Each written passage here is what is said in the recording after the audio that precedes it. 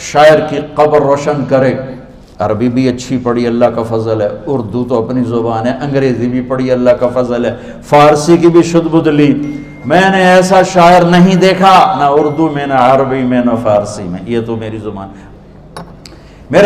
میرے شاعر کا کہنا ہے، ہیچ چیزیں خود بخود چیزیں نشد، ہیچ آہن خنجرے تیغے نشد، ہیچ حلوائی نشد استاذ کا، تا غلام شکر ریزے نشد، مولوی ہرگز نشد مولا روم، تا غلام شمس تبریز نشد۔ مولانا روم اور شمس تبریز پیر مرید کٹھے ہی ہیں پونیا میں، ترکی کا شہر ہے پونیا، ادھر مرید صاحب ہیں، ادھر پیر صاحب ہیں۔ مولانا روم پہ فلسفہ غالب تھا۔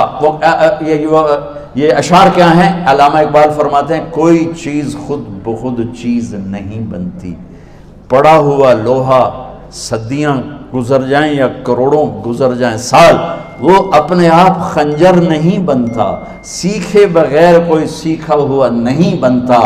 مولوی روم سے مولانا روم بنے جب شمس تبریز میں کے ہاتھوں میں ہاتھ دیا۔ تو اس کی ایک کہانی ہے جس پر انہوں نے یہ ربائی لکھی ہے، یہ انہوں نے نظم لکھی۔ ان پر فلسفہ غالب تھا، منطق، تو وہ تکبر پیدا کر دیتا ہے یہ علم۔ مسجد میں درس ہو رہا ہے اور ان کتابوں کا ڈھیر لگا، ساتھ ہاؤس تھا۔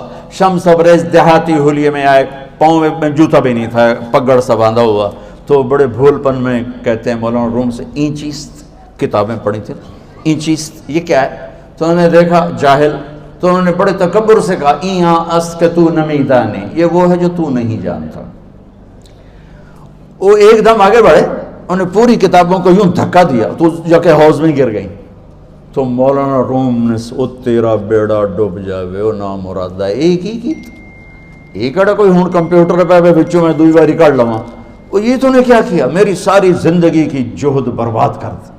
ہم مسکرائے، پانی میں اترے اور ایک ایک کتاب خشک مٹی اڑ رہی اور باہر نکالتے گئے، ساری خشک کتابیں دھول اڑ رہی سامنے رکھے۔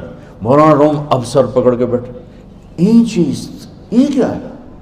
تو اب شمس تبریز بڑی معصومیت سے بولے، یہاں است کہ تو نمیدانی، یہ وہ ہے جو تو نہیں جانتا، جو تو نہیں جانتا۔